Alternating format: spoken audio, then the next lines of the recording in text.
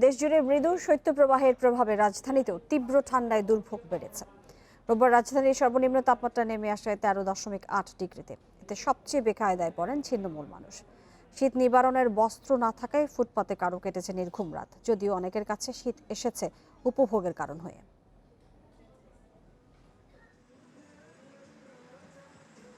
কুয়াশার চাদরে মোড়ানো শীত কারো জন্য উপভোগের, কারো কাছে চরম বিরক্তির। গত কয়েকদিন শীতের প্রকোপ শুরু হলেও শনিবার রাতে যেন হাড় কাঁপুনি বেশি লেগেছে রাজধানীর মানুষের। কারণ বাজার, পলাশীর মোড়, শহীদ মিনার সহ বিভিন্ন ফুটপাতে ঘুমানো মানুষের কষ্টের তাই শেষ নেই।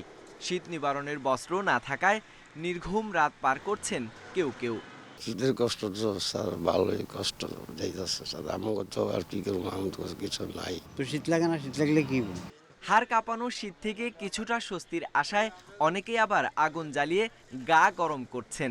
সেই সঙ্গে শীতার্তদের কষ্ট লাঘবে শীতবস্ত্র নিয়ে এগিয়ে এসেছেন অনেকেই। নিজের বিবেকের তাড়নায় যে এই যে মানুষগুলো এত কষ্ট করে, মানে খুবই খুবই মানে কষ্টের ব্যাপার, তাই না? দেখেন আপনার চট মানে একটা প্লাস্টিকের বস্তা গায়ে দিয়ে শুয়ে আছে। আমি তো বাসায় আরামে শুয়ে আছি, আমি তো জ্যাকেট ট্যাকেট পরে বের হয়েছে, কান্টু পরে বেরোয়েছে, ইনফ্যাক্ট গায়ে নিয়ে বের হয়েছে। আমি তো ওদের ওটা ফিল করতেছি না যে আমি খুব আরামে আছি। তো আসলে এটা ফিল করা উচিত। এদিকে সামর্থ্যবানদের কাছে শীত আবার উপভোগেরও। মধ্যরাতে তাই শীত উপভোগ করতে পরিবার নিয়ে ঘুরতে বেরিয়েছেন তারা। হ্যাঁ, আজকে একটু মোটামুটি বেশি শীত মনে হচ্ছে যে অন্য দিনের তুলনায়। তাও বের হয়েছি আজকে জাস্ট হঠাৎ। সবসময় আমরা শীতটাকে এনজয় করি, আর আমাদের বেবির বার্থডেটার জন্য আর একটু বেশি বেরো আর কি।